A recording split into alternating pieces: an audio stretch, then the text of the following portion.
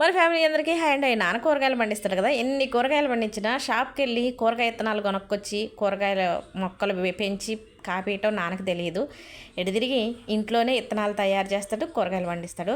అలాగే అమ్మ కూడా పూల మొక్కలు పెంచిద్దండి, కానీ పూల మొక్కలు ఒక్కడ కూడా కొనటం తెలియదు. మరి కొనకుండా మొక్కలు ఎలా పెంచిద్దంటే, మన ఇంటి చుట్టూ వాళ్ళు ఎవరైనా పూల చెట్లు బాగా ఎదిగినాయి అని కట్ చేసి మండలు పక్కన పెడేస్తారు కదా, ఆ మండలు తీసుకొచ్చి ఇలా నేల మీద గుచ్చిద్ది. అవే చక్కగా బ్రతికి పూలు వస్తాయండి. ఇలా చాలా గులాబీ చెట్లు పెట్టేసింది అనమాట.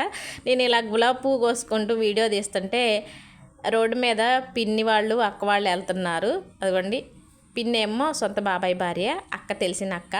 అంటే గుట్టపాడులో ఎవరైనా సరే మమ్మల్ని చూసారంటే మందలించుకోకుండా అస్సలు వెళ్ళరు. నేను ఛానల్ పేరు ఎలా పెట్టాను, మీ ఇంటి ఆడపడుచు అని. గుట్టపాడులో మమ్మల్ని అందరూ కూడా సొంత ఆడబిడ్డ లెక్కే చూస్తారండి.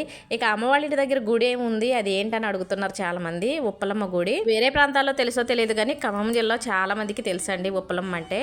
ఇక ఇప్పుడు నేను కోస్తున్న నా కాయలు వాటర్ యాపిల్ అండి. ఈ చెట్టు మాకు నర్సరీ ఉన్నప్పుడు మా వారు ఎక్కడి నుంచో చిన్న మండ తీసుకొచ్చి మొక్క కట్టించారు. ఆ మొక్క వేస్తే చాలా పెద్దదైంది. పోయిన సంవత్సరం అయితే బుట్టలు కాయలు కాసినాయి, కానీ ఈ సంవత్సరం గాలిదుమ్ముకి మండలు ఇరిగిపోవటం వల్ల ఎక్కువగా కాయలు కాయలేదు.